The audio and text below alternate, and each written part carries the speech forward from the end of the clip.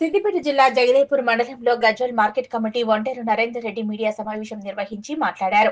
ఈ నెల 21వ తారీఖు నుంచి ప్రతి గ్రామంలో గ్రామసభ నిర్వహించుకుంటున్నామని, గురువారం జగదేపూర్ లో గ్రామసభలో దరఖాస్తులు గ్రామస్తులు అధికారులకు ఇస్తున్న సమయంలో బీఆర్ఎస్ నాయకులు కొందరు పనిగట్టుకుని సంక్షేమ పథకాలు వాళ్లకు రావద్దని 10 సంవత్సరాల నుంచి ప్రజలకు బీఆర్ఎస్ ప్రభుత్వం రేషన్ కార్డులు కానీ డబుల్ బెడ్రూమ్లు కానీ ఎలాగో ఇవ్వలేదు కాబట్టి కాంగ్రెస్ కు మంచి పేరు రావద్దనే ఉద్దేశంతో లబ్ధిదారులకు గొడవలకు కాలు దువ్వుతున్నారని అన్నారు. ప్రతి లబ్ధిదారులకు లబ్ధి చేకూర్చాలని కాంగ్రెస్ ఉద్దేశమని, కాంగ్రెస్ ప్రభుత్వం మనంగా ఉందంటే వారు చేతకానిమని అనుకోకూడదని, భయపడి ఊరుకున్నారని అనుకోవద్దని హెచ్చరిస్తున్నామన్నారు. మరోసారి ఇదే విషయం పైన పునరావృతమైతే ఊరుకునేది లేదని కాంగ్రెస్ నాయకులు మౌనంగా ఉన్నారని తెలిపారు. బీఆర్ఎస్ ప్రభుత్వం గత 10 సంవత్సరాల నుంచి ఒక ఆధార్ కార్డు, ఒక రేషన్ కార్డు, డబుల్ బెడ్రూమ్ కూడా ఇచ్చిన పాపాన పోలేదన్నారు.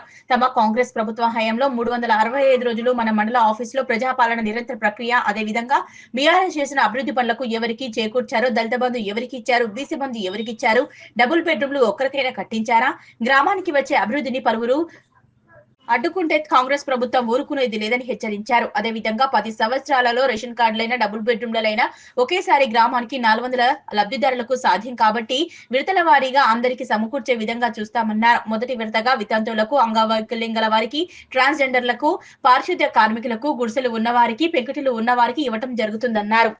కార్యక్రమం తీసుకొని మన 21వ తారీఖు నుంచి ప్రతి గ్రామంలో గ్రామసభ నిర్వహించుకుంటున్నారు.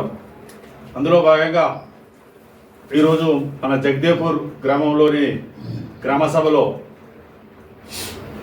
దరఖాస్తులు ఉప్పెనలా వచ్చినాయి.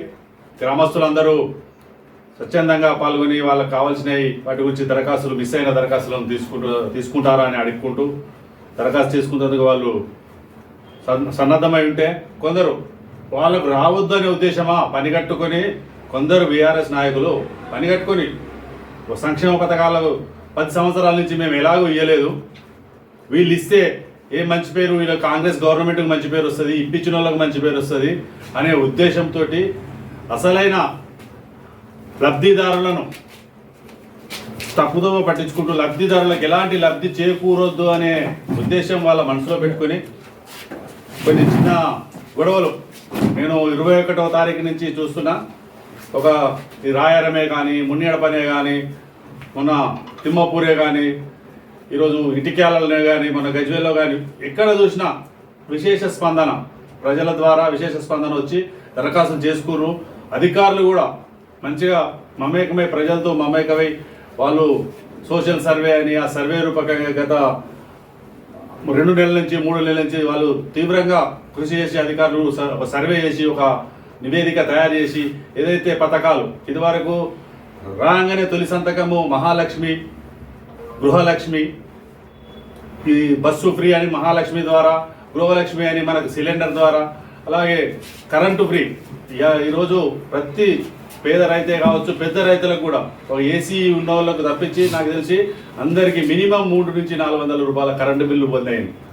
అది దృష్టిలో ఉంచుకోవాలి. ఈ మాట్లాడే వాళ్ళు ఏం జరిగింది, గత 10 సంవత్సరాల నుంచి ఏం జరిగింది, ఇప్పుడు ఏం జరిగింది, దళిత బంధు అని ఇచ్చినావు, 3 ఎకరాలు అన్నావు, బీసీ బంధు అన్నావు, ఎవరికి బంద్ అయింది ఎవరికి అనేది ప్రజలకు అందరికీ తెలుసు, లబ్ధిదారులకు తెలుసు, అందరికీ తెలుసు. మీరు మాట్లాడే మాటలన్నీ ప్రజలు గమనిస్తూనే ఎవరు. ఇదైతే ఒక నిరంతర ప్రక్రియ. మన కాంగ్రెస్ గవర్నమెంట్ ప్రభుత్వం తీసుకుంది నిరంతర ప్రక్రియలో భాగంగా 10 సంవత్సరాల నుంచి వీళ్ళు మరుగున పడేసిన దాన్ని కసరత్తు చేసి ఇప్పుడు హౌసింగ్ డిపార్ట్మెంట్ను మొత్తం తీసుకెళ్ళి ఎక్కడో పడేస్తే వాళ్ళని మళ్ళా వెనుకకి తీసుకుంటేందుకు ఎంత టైం పడుతుంది. మనం ఇంటికాడ వ్యవసాయం చేసుకుంటే 1 సంవత్సరం వ్యవసాయం బంద్ చేస్తేనే మళ్ళీసారి నాగలికి, దుప్పటికి ఇవన్నీ ఎంత టైం పడుతుంది అనేది అందరూ ఆలోచిస్తారు ప్రజలు. మీకు వివేకం ఉంటుంది అనుకున్నా, వివేకం లేకుండా ఎవరికైనా లబ్ధిదారులకు లాభం చేకూర్చే విధంగా చేయాలి తప్ప ఉత్తగా అల్లరి చేసి అల్లరి పాలు కాకండి. ఇలాంటి సన్నివేశాలు మళ్ళా పునరావృతం కావద్దు. అయినా కానీ మేము గవర్నమెంట్, రేవంత్ రెడ్డి గవర్నమెంట్ సిద్ధంగా ఉన్నది ఇచ్చేటందుకు. మేము మీ పొరుతుంటే మాకు కూడా ఉంటాయి, నోర్లు మాకు కూడా ఉంటాయి వాయిస్ ఇచ్చేటందుకు. కానీ పద్ధతి కాదు, అందరికీ లబ్ధి చేకూరాలనే ఉద్దేశంతో మా వాళ్ళందరూ మౌనంగా ఉన్నారు.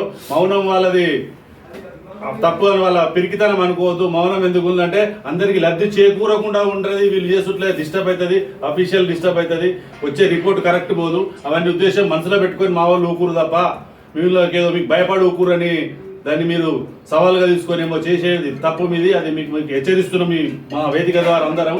మరోసారి ఇటువంటిది పునరావృతం అయితే మాత్రం మేము ఊరుకునేది లేదు. అలాగే ఈరోజు దరఖాస్తులో భాగంగా జగదేపూర్ గ్రామ పంచాయతీలో 444 మంది హౌసింగ్ లబ్ధిదారులుగా గుర్తించారు.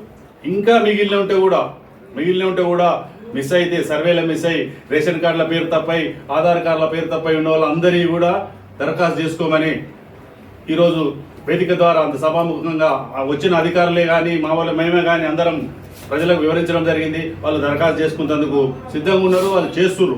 దాంతోపాటు రేషన్ కార్డ్స్ కూడా 428 గత 10 సంవత్సరాల నుంచి ఒక్కరికి ఒక రేషన్ కార్డు ఇచ్చిన పాపాన లేదు. 10 సంవత్సరాలు. ఇవాళ ప్రామాణికం ఏమైందంటే ప్రతి జనానికి ప్రజలకు ఎవరికైనా ఆధార్ కార్డు రేషన్ కార్డు ముఖ్యమైంది.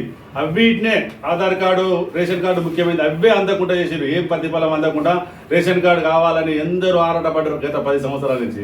ఆ రేషన్ కార్డు గురించి ప్రభుత్వం కృషి చేసుకుంటూ నిరంతర ప్రక్రియగా ఈరోజు ఏదో 50 ఇచ్చారు, ఇంకా 428 రేషన్ కార్డులుగా గుర్తించారు జగదేపూర్. అయినా ఇంకా 400 కానీ నిరంతరం 365 రోజులు మన మండల ఆఫీస్లో ప్రజాపాలన ఛాంబర్ అని ఒక ఛాంబర్ పెట్టారు. దాంట్లో అప్లికేషన్ చేసుకోవచ్చు. దాంట్లో భాగంగా కరెంటు బిల్లు మాఫీ కాని వాళ్ళు కానీ గ్యాస్ రాని వాళ్ళు కానీ అందరికీ ఆ పాలనలో దాన్ని వినియోగించుకొని ప్రజలందరూ గవర్నమెంట్ ద్వారా వచ్చే సంక్షేమ పథకాలను లబ్ధి పొందాలని ఆశిస్తూ, అలాగే ఇంకొకటి మంచి స్కీమ్ భరోసా, ఒక చిన్నగా ఉండే ఆత్మీయ భరోసా అని పెట్టారు. ఆత్మీయ భరోసా మీన్స్ ఎన్ఆర్జిఎస్ జాబ్ కార్డులు ప్రతి ఇదివరకు 100 దినాల 10 దినాలు ఉండే ఒక కుటుంబానికి.